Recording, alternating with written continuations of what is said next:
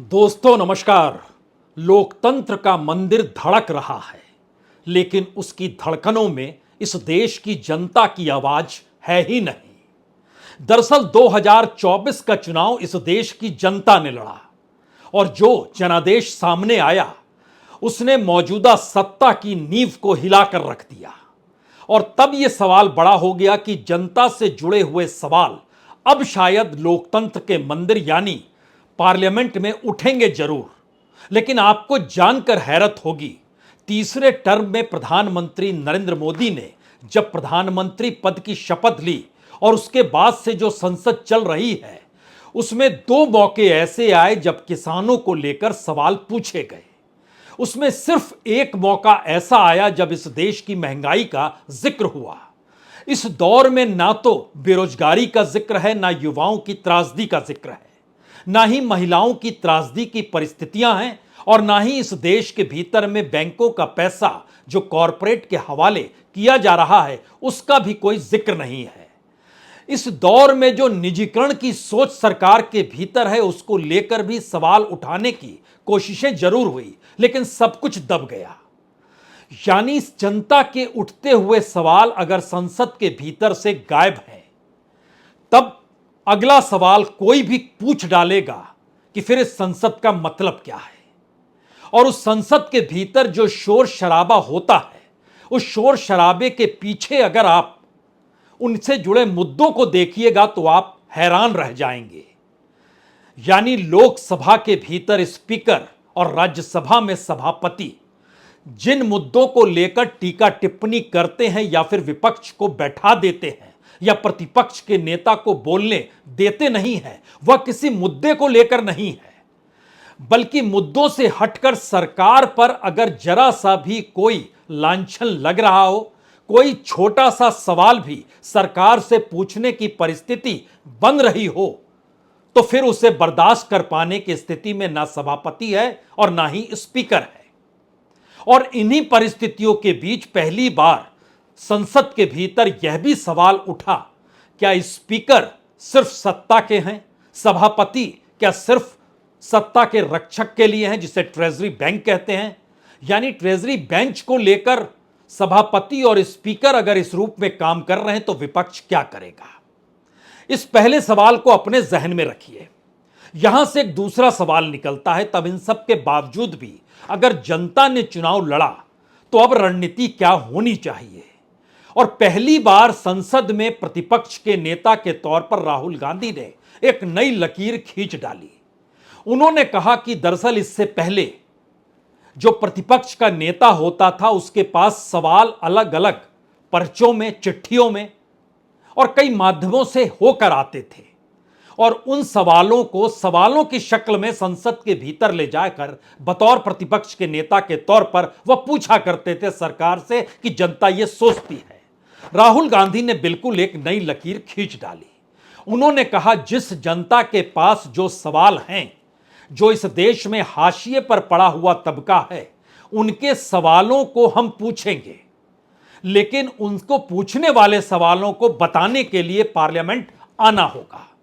यानी इस देश का किसान हो, इस देश का मजदूर हो, इस देश में भूख से लड़ने वाले संगठनों की पूरी एक कतार हो, इस देश में मछुआरों का सवाल हो, इस देश में मैला ढोने वालों का सवाल हो, जिसको सरकार इनकार करती है कि इस देश में कोई मैला ढोता नहीं है। हर दरवाजा खोल दिया गया, लेकिन अब यह नई परेशानी का सबब सरकार और सभापति के जहन में और स्पीकर के जहन में भी आकर बस गया। जिस पार्लियामेंट की चार दीवारी के भीतर 5 सितारा से बेहतर जिंदगी हर सांसद जी रहा है और सत्ता तो लोक लुभावन परिस्थितियों के साथ वहां पर बैठती है और इस देश की जनता को लोकतंत्र के मंदिर की दुहाई देते हुए जवाब देकर वापस उसी रईसी में खो जाती है, तो उस जगह पर अगर इस देश की जनता, और वह भी गरीब जनता, वह भी हाशिए पर पड़ी हुई जनता, इस देश के उन मुद्दों को लेकर उठी हुई जनता जिन मुद्दों पर संसद ध्यान देना नहीं चाहती है, आंख मूंद लेती है, तो अगर उनके लिए रास्ता बन जाए तो फिर क्या होगा। और इसको सुनते ही सरकार और सत्ता बौखला गई। सभापति और स्पीकर ये बर्दाश्त करने की स्थिति में आए नहीं। इसीलिए सदनों के भीतर की नोकझोंक और वक्त काटने की परंपरा एक नए तरीके से शुरू हो गई। हमारी टीम ने दरअसल एक पेपर अपने तौर पर तैयार किया और कहा कि इसे पहले जनता को बतला दीजिए कि इस देश के भीतर में जो तीसरे टर्म में मोदी सरकार आई है, उसने एक बार भी बेरोजगारी को लेकर किसी सवाल को उठने नहीं दिया और जवाब नहीं दिया। उसने इस देश के भीतर में बढ़ती हुई महंगाई को लेकर सवाल 2 बार उठे, लेकिन उसका जवाब देना उन्होंने उचित नहीं समझा। इस देश के भीतर में किसानों से जुड़े सवाल और एमएसपी का मुद्दा उठा जरूर, लेकिन उस पर भी जवाब देने की सोच में यह कहकर नहीं आए कि ये गलत बोलते हैं, हमने लागू किया हुआ है। इस देश के अलग अलग प्रांतों में हो रही रेल की घटनाएं, दुर्घटनाओं को लेकर भी, और जिस तरीके से सवारी डब्बों में एक भीड़ की तरह लोग सफर कर रहे हैं और मुसीबतों को झेल रहे हैं, और दूसरी तरफ इस देश के भीतर में सड़कों पर जो हादसे हो रहे हैं और सड़कों से जो टोल वसूलने की स्थितियां हैं, ये सवाल भी उठने नहीं दिया गया। अब यहां पर इस देश के भीतर में अगला सवाल है कि तत्काल की परिस्थिति में भी जो भी घटना घट रही है, उनसे जुड़े सवालों को भी क्या जगह दी जाएगी। सवाल सिर्फ विनेश फोगाट का नहीं है। सवाल तो यह है कि इस देश के भीतर में सत्ता ने किस तरीके से खेलो इंडिया के बजट के साथ भी खिलवाड़ कर दिया। सवाल यह भी है कि ओलंपिक में गई जो खिलाड़ियों के साथ की टीम है, उस पर कितना खर्च किया गया और किस तरीके से वो पिकनिक वहां पर मना रही है। किस तरीके से कॉरपोरेट की एंट्री खेलों के भीतर हो गई और खिलाड़ी इस दौर में सिर्फ टकटकी लगाए देख रहा है।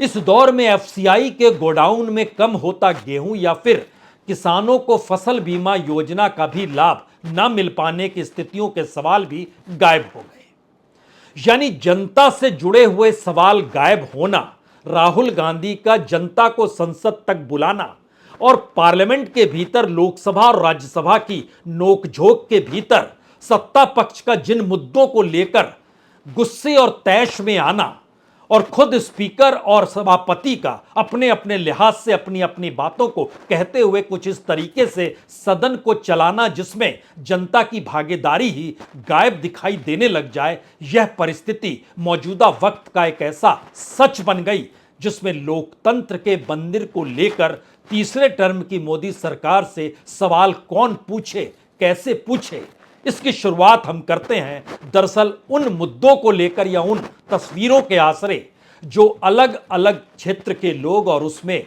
मैला ढोने वाले लोग भी थे जो राहुल गांधी से मिलने पहुंचे।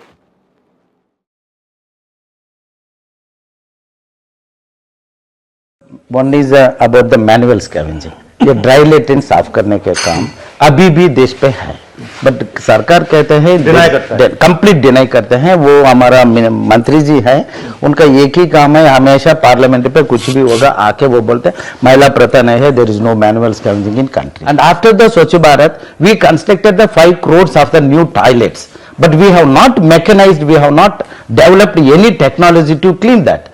After 3-4 years, now the death started. 2,440. So why is the death starting? Because the toilets are more, septic tanks it is coming. There is no any kind of a machine to clean that. in all the Swachh Bharat toilets. Yes. The person has to go inside and clean in sewer and septic Yes. tank. There is no mechanism. These are the people, they lost. Sir काफ़ी problem हो जाती है। जब हमारे father उसमें काम कर रहे थे, डेथ के बाद बहुत ज़्यादा प्रॉब्लम हुई थी हमें। क्या उनकी डेथ कैसे हुई? सेप्टिक टैंक में एक लेबर थे जो काम कर रहे थे, उनको बचाने के चक्कर में उनकी डेथ हो गई थी सर, उसमें गिर गए थे। और आपके भी कोई रिश्तेदार की मृत्यु हुई? मेरे पति उसमें सीवर में बचाने गए थे तो बोले कि मेरे को बचा लो, नहीं पर उसको हाथ पकड़े उसे नीचे खींच लिया उसने। और वो भी मर गया, दोनों मर गए? दोनों मर गए थे। जिस अलग अलग तबके से राहुल गांधी मुलाकात कर रहे हैं, उनसे जुड़े मुद्दों को वह इस भरोसे के साथ उन्हें आश्वासन देते हैं कि हम इन मुद्दों को पार्लियामेंट के भीतर सरकार के सामने उठाएंगे। अब सवाल है कि जब ये लोग मिलने आ रहे हैं तो इनको ना मिलने देने की परिस्थितियां भी पैदा की जा रही है। इसीलिए सिर्फ मैला ढोने वाले राहुल गांधी के कमरे तक पहुंचे, मछुआरे नहीं पहुंच पाए, जो भोजन को लेकर लड़ाई लड़ रहे हैं वह नहीं पहुंच पाए, और ऐसे लगभग 6 और प्रतिनिधिमंडलों से मुलाकात थी, लेकिन राहुल गांधी को खुद निकलकर रिसेप्शन पर जाना पड़ा और वहीं बैठकर बातचीत करनी पड़ी, जो आपने तस्वीर देखी। लेकिन इसके ठीक उलट एक दूसरी परिस्थिति और एक दूसरी स्थिति हम आपको दिखाना चाहते हैं। यह इसलिए बड़ा मौजू है क्योंकि जनता इस पूरे लोकतंत्र के मंदिर से कैसे गायब कर दी जाए और उनके सवाल ही गायब हो जाएं, इसका एक गजब का नजारा आज नजर आया। सभापति जगदीप धनखड़, देश के उपराष्ट्रपति, वह जिस मुद्दे पर गुस्सा गए, उस मुद्दे की भूमिका यह है कि घनश्याम तिवारी जो बीजेपी के सांसद हैं, उन्होंने तंज कसा मल्लिकार्जुन खड़गे पर। मल्लिकार्जुन खड़गे ने आपत्ति जताई। धनखड़ साहब ने दोनों को चैम्बर में बुलाया और मल्लिकार्जुन खड़गे ने कहा, यहां जो कह रहे हैं वही बात सदन में हर किसी को जानना चाहिए कि आप क्या कह रहे हैं। सदन में आए तो वहां पर जयराम रमेश ने भी अपने तौर पर सवाल पूछा, ये आप क्या कर रहे हैं। और फिर कई सांसदों ने कहा, आपको हर चीज पर आपत्ति होती है, कोई मुस्कुराए, कोई झुके, कोई हाथ जोड़ देते हैं कभी आप, ये सब जो हो रहा। और इन सब के बीच समाजवादी पार्टी की सांसद जया बच्चन सामने आ गई और उनसे उनका आपको भी कुछ कहना, और वहां से बातचीत का सिलसिला शुरू हुआ, जो टकराव इस तर्ज पर बढ़ गया जहां पर सभापति ये बर्दाश्त कर ही नहीं पाए कि उनकी बातों में जो तंज होता है वो गलत है, और उस चेयर को उन्होंने अपने तंज से जोड़ दिया और उसके बाद हंगामा शुरू हो गया। यानी इस पूरी प्रक्रिया के भीतर अगर आप ध्यान दे रहे होंगे तो हमने जनता का कोई सवाल नहीं लिया, सिर्फ बातचीत के तरीके, एक दूसरे पर आरोप प्रत्यारोप और इन सब परिस्थितियों के साथ गुस्सा और इन सब में बायकॉट और बाहर निकलकर धींगा मुश्ती जिस रूप में भी शुरू हुई, वो यहां तक आ गई कि अब कहा गया कि अब सभापति को हटाने की दिशा में बढ़ना होगा। लेकिन इन सारी बातों को सुनने से पहले जरा इस पूरे दृश्य को एक क्षण के लिए देखिए जरूर। मैं कलाकार हूं, बॉडी लैंग्वेज समझती हूं, एक्सप्रेशन समझती हूं, और सर मुझे माफ करिएगा मगर आपका टोन जो है is not acceptable. We are colleagues, sir. You may be sitting on the chair. Jaya ji. And I remember when I went to school. Jaya ji, take your seat. Jaya ji, take your seat. Take your seat. Take your seat. Take your seat. I have highest respect, but to make it a habit, my tone, my language, my temper, I don't go by script of others. I have my own script. Misconduct. You want to destabilize the entire nation. आपके जहन में यह सवाल जरूर होगा कि इस झगड़े से जनता का क्या लेना देना। एक क्लास चल रही है, एक मॉनिटर बैठा हुआ है और दूसरी तरफ छात्र बैठे हुए हैं, दोनों झगड़ पड़े कि आपका व्यवहार ठीक नहीं, आपका व्यवहार ठीक नहीं। और हम इन सब के बीच जनता के मुद्दे खोज रहे थे, जिन मुद्दों के आश्रय राहुल गांधी इस देश के भीतर लोगों से मिल रहे हैं, उनको भी बर्दाश्त नहीं हो पा रहा है सभापति और स्पीकर को कि जो लोग मिलने आते हैं वो मिलने तक सदन के भीतर आ जाएं। सदन के भीतर से मतलब पार्लियामेंट की बिल्डिंग है और प्रतिपक्ष के नेता का कमरा है, वहां तक भी पहुंचने नहीं देते हैं। और राहुल गांधी से कहा जाता है आप रिसेप्शन पे जाइए, उनसे मिल लीजिए।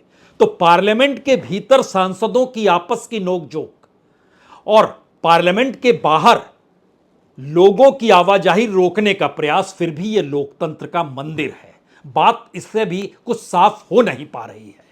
तो एक क्षण के लिए हम आपको एक दूसरी परिस्थिति दिखलाते हैं। राज्यसभा से हटकर लोकसभा के भीतर जब एक सांसद सवाल उठाता है और कहता है कि दरअसल सरकार जिस मोड में आ गई है उस मोड के भीतर का मतलब यह है वो सारी ताकत अपने हाथ में रखना चाहती है। और समाजवादी पार्टी के सांसद अखिलेश यादव चेताते हैं स्पीकर को कि देखिए आपके अधिकार भी कम किए जा रहे हैं और उसको पूरा करने के लिए हम लड़ाई लड़ेंगे। और जब ये कहते हैं तो इस देश के गृह मंत्री दूसरी तरफ से खड़े हो जाते हैं। देश के गृह मंत्री हों, स्पीकर हों या फिर विपक्ष की तरफ के सांसद हों, जिन मुद्दों के आश्रय इस देश के भीतर का संकट है उसको लेकर इस रूप में झगड़ा कर कर जवाब देने की स्थिति आपने इस दौर में नहीं देखी होगी।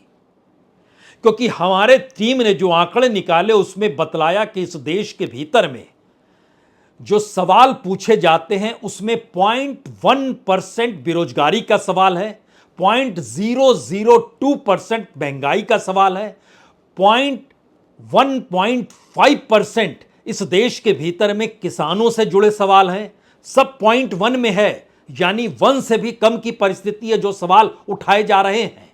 और जो सवाल उठ रहे हैं, उठाए जा रहे हैं, उसके भीतर कॉरपोरेट की लूट नहीं है, सरकार द्वारा निजीकरण नहीं है, इस देश की माली हालत नहीं है, इस देश से जुड़े सवाल जो हैं वो हिंदुत्व के आसरे जरूर रेंगना शुरू कर चुके हैं बांग्लादेश के बाद, लेकिन इस देश के भीतर के माइनॉरिटीज की जो स्थिति है उसको लेकर जो सवाल वक्फ बोर्ड संशोधन बिल के जरिए उठे उसमें भी इन सवालों पर पर्दा डाल दिया गया। कहा गया कि आप उस दिशा में मत देखिए, यह पूरे तरीके से एडमिनिस्ट्रेटिव और लीगल मामला है।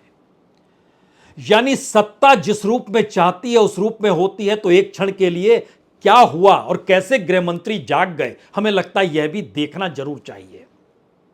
अध्यक्ष महोदय, आज तो हमारे आपके अधिकार कट रहे हैं। मैं याद कीजिए अध्यक्ष महोदय, मैंने आपसे कहा था कि आप लोकतंत्र के न्यायाधीश हैं, और मैंने अध्यक्ष महोदय सुना है इस लॉबी में कि कुछ अधिकार आपके भी छीने जा रहे हैं। उसके लिए हम लोगों को लड़ना पड़ेगा आपके लिए।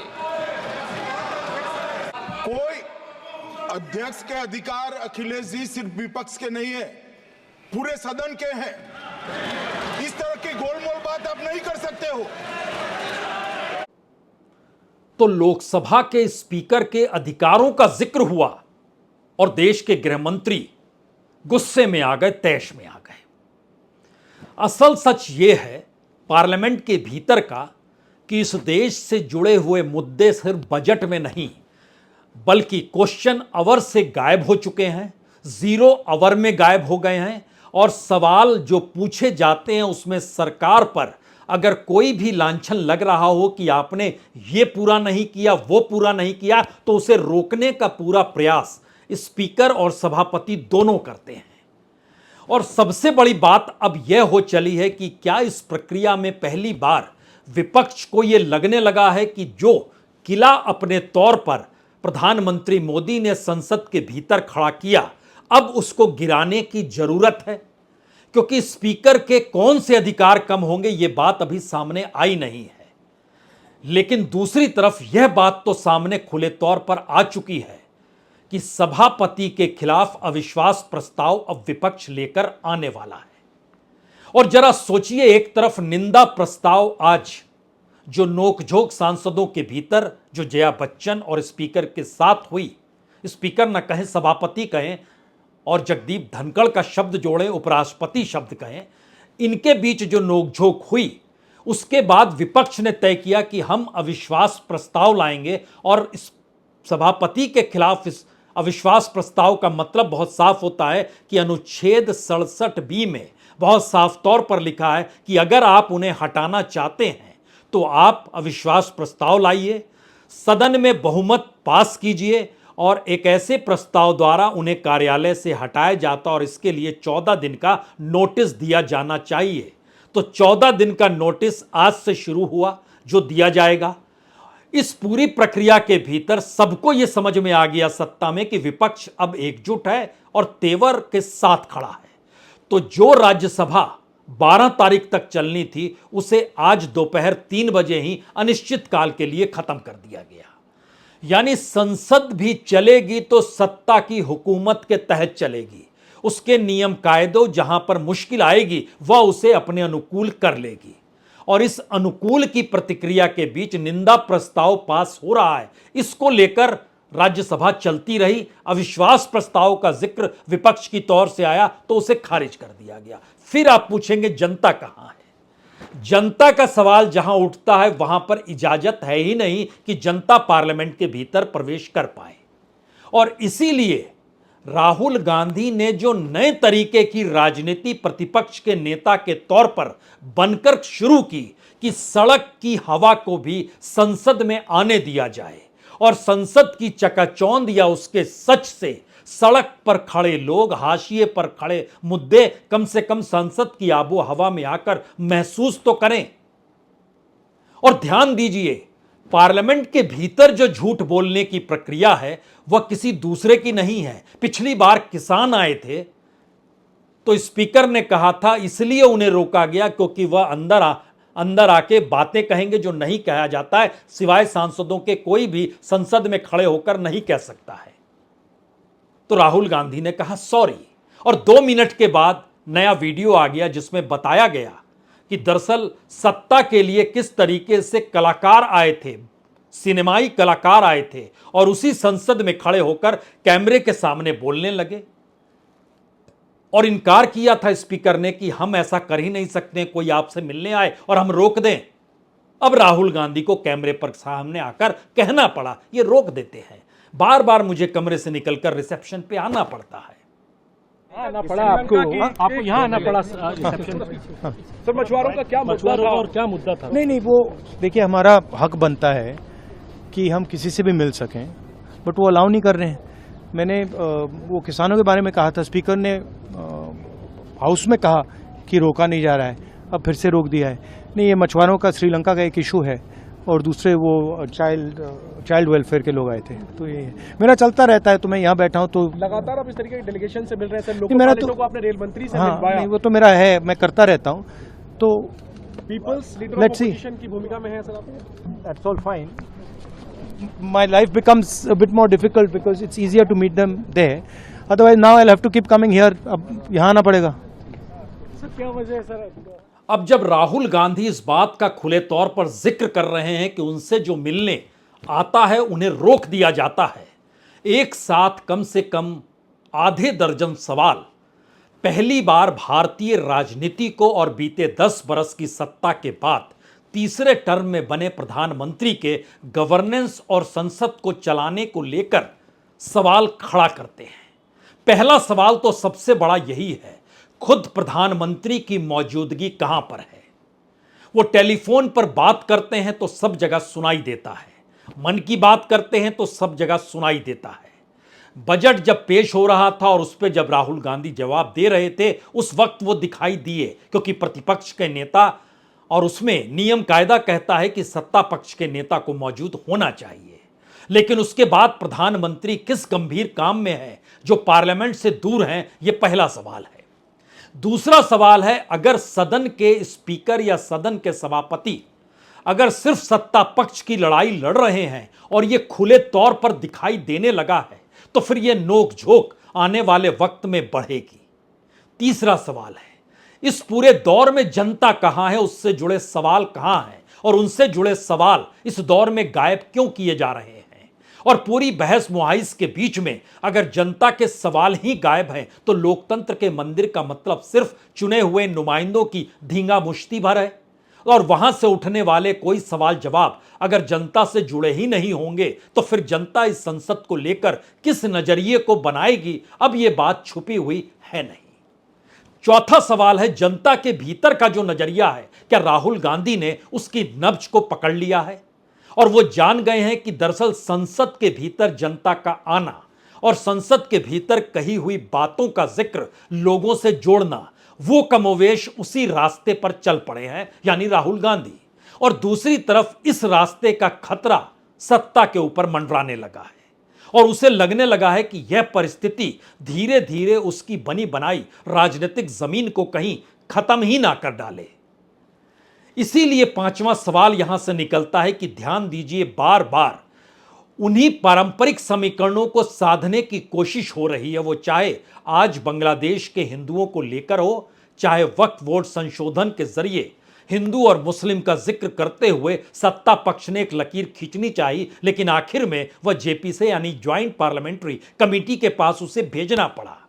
यानी बीते 10 बरस में ऐसा कोई बिल नहीं है जो ज्वाइंट पब्लिक कमेटी के पास भेजा गया हो, पहला बिल है जो भेजा गया। क्या वजह है इसकी? इसकी सबसे बड़ी वजह यह है कि संसद के भीतर सरकार कमजोर है और उन्हें जो मदद दिए हुए हैं वो इस आधार पे मदद दिए हुए हैं कि हमारी जरूरतों को आप पूरा कीजिए, हम आपको सत्ता में टिकाए रहेंगे, लेकिन जहां पर हमारे वोट बैंक में आपके कार्यों से सेंध लगेगी वहां पर हम बोलेंगे। तो चंद्रबाबू नायडू हो या फिर लोक जनशक्ति पार्टी यानी पासवान जी हो, और इन सब के साथ जनता दल यूनाइटेड भी क्यों ना हो, सबको पता है कि वो आंध्र प्रदेश हो या बिहार हो, और वहां से खड़े हुए चाहे एनडीए के सहयोगी ही क्यों ना हो, वो अपनी राजनीति तो ताक पर रखने नहीं देंगे। इसीलिए उनके दबाव में जेपीसी के पास वक्फ बोर्ड का जो संशोधन बिल था उसको ले जाना पड़ गया। मैसेज पांचवा यह था कि सरकार हर हाल में अपनी कुर्सी को बचाना चाहती है, और प्रधानमंत्री मोदी जानते हैं कि टेक्निकली वह गद्दी पर मौजूद हैं, लेकिन ऑफिशियली इस देश की जनता से जुड़े सवालों का अगर वो जवाब कितने दिनों तक छुपा पाएंगे, तभी तक कुर्सी रहेगी, यह सवाल छठा सवाल है। और इन्हीं सवालों को उठाकर पार्लियामेंट के भीतर के शोर को जनता के शोर के साथ मिला दिया जाए। इसीलिए अब स्पीकर ओम बिरला हो या सभापति जगदीप धनखड़ हो, दोनों के ऊपर गाज गिरेगी या नहीं गिरेगी, या गिरेगी तो कब गिरेगी, और अगर गिर रही है तो ऐसे में बड़ी भूमिका उन सहयोगियों की भी होगी जो सहयोगी ये सोच रहे हैं कि सरकार टिकाए रहे, और सरकार जिस रास्ते चल रही है उस रास्तों को भी बने रहने दिया जाए और वोट भी मिल जाए। यह संकट इनके सामने मंडराएगा, और खासतौर से बिहार में इलेक्शन तो फिर बहुत दूर तो है नहीं, अगले बरस के अंत में है, यानी 1 बरस की देरी है।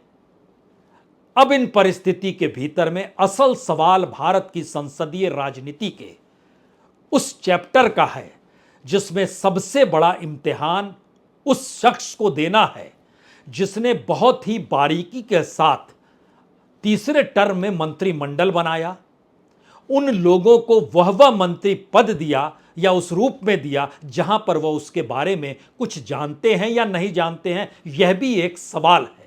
हम आपको एक छोटी सी वानगी दिखलाते हैं। मोदी मंत्रिमंडल के एक मंत्री से जब सवाल पार्लियामेंट के भीतर पूछा गया तो वो क्या जवाब दे रहे हैं और स्पीकर को भी क्या कहना पड़ गया, जरूर सुनना चाहिए। माननीय अध्यक्ष, हाँ बताएं। कि माननीय सदस्य जी ने महाराष्ट्र से संबंधित प्रश्न पूछा है। महाराष्ट्र से संबंधित नहीं पूछा, अपने उन्होंने पूछा राष्ट्रीय राजमार्ग को घोषित करने की क्या नीति होती है। उन्होंने कुछ क्वेश्चन में ऐसा किया था, मगर उनको मैं राजस्थान के बारे में भी जानकारी, राजस्थान के बारे में नहीं पूछा उन्होंने, नहीं अपने लोकसभा के बारे में जानकारी ली है। और जो इन्होंने एनएच के बारे में पूछा है, मैं अभी उसका आंसर आपको, प्रश्न उन्होंने ये पूछा है कि राष्ट्रीय राजमार्ग घोषित करने की क्या नीति होती है। महोदय, चूंकि एक मिनट, चूंकि जिस प्रकार से 2014 के अंदर माननीय अध्यक्ष जी लगभग 91,281 मोटर एनएच थे, और माननीय प्रधानमंत्री जी के कार्यभार ग्रहण करने के बाद 1,46,126 किलोमीटर एनएच बना है। क्वेश्चन नंबर 144 अच्छा है, मोदी सरकार के मंत्री जब जवाब दे रहे थे उस वक्त प्रधानमंत्री मोदी सदन में नहीं थे। लेकिन अगला सवाल यह है कि दरअसल जो पूरा किला बनाया गया है या जो चक्रव्यूह सत्ता ने अपने बचाने के लिए रचा है, उसमें हर उस व्यक्ति को महत्व दिया गया है जिसकी अपनी राजनीति सिर्फ अपनी कॉन्स्टिट्यूएंसी तक सिमटी हुई है। यानी कोई भी ताकतवर नेता बीजेपी का किसी प्रमुख पद पर रहे या फिर उसकी पहचान का विस्तार हो, ऐसी कोई व्यवस्था मौजूदा बीजेपी की सत्ता ने नहीं की है, उनके अपने नेताओं ने नहीं की है। यानी अपनी मजबूती को बरकरार रखने के लिए हर कमजोर शख्स को राजनीतिक तौर पर जिसकी जमीन पुख्ता नहीं है और जो प्रधानमंत्री मोदी के चेहरे के आसरे चुनाव जीत कर आया है या उनका नाम ले लेकर आया है, उसे प्रमुखता के साथ उस दौर में जगह दी गई है। जगदीप धनखड़ राज्यपाल हुआ करते थे पश्चिम बंगाल में। उस दौर में उन्होंने जो कुछ किया, जिस रूप में किया, ममता बनर्जी बाखूबी जानती हैं कैसे टकराव होता था। वहां से लाकर यहां पर उपराष्ट्रपति बनाया, राज्यसभा में ले आए। ओम बिरला किसी तरीके से इस बार चुनाव जीते हैं, हारते हारते जीते हैं। उन्हें स्पीकर के पद पर कंटिन्यू करना, जिससे उन्हें पता है पहले से कि कैसे रिमोट के आसरे भी इस देश की संसद चल सकती है, उस अंदाज को वह बिगाड़ना चाहते नहीं थे। किरण रिजिजू कानून मंत्री बनाए तो इस देश के रिटायर्ड जजों को ही वो चिताने लग गए। तो अपने अपने तौर पर जो पूरा का पूरा एक किला प्रधानमंत्री मोदी का जो बनाया हुआ है, क्या वो अब ढह रहा है? और यह सवाल अब धीरे धीरे बड़ा हो रहा है कि यह कितने दिन तक चलेगा। और खुद प्रधानमंत्री जब सिर्फ बजट के दिन राहुल गांधी के जवाब के वक्त तो नजर आए और फिर उन्होंने अपना जवाब दिया बजट पर और उसके बाद से पार्लियामेंट के भीतर वो दिखाई नहीं दिए हैं, तो आप सोच रहे होंगे कि दरअसल वो 15 अगस्त के भाषण की तैयारी कर रहे हैं, क्योंकि अब तो लाल किले के प्राचीर से ही वो भाषण देंगे, जो अपने आप में ऐतिहासिक होगा। क्योंकि लोकतंत्र के मंदिर के भीतर आम लोगों की जगह बची नहीं, उनके मुद्दों का जिक्र बचा नहीं, तो ऐसे में लाल किले के प्राचीर से विकसित भारत का सपना एक बार फिर देखा तो जा सकता है। बहुत बहुत शुक्रिया, बहुत बहुत शुक्रिया।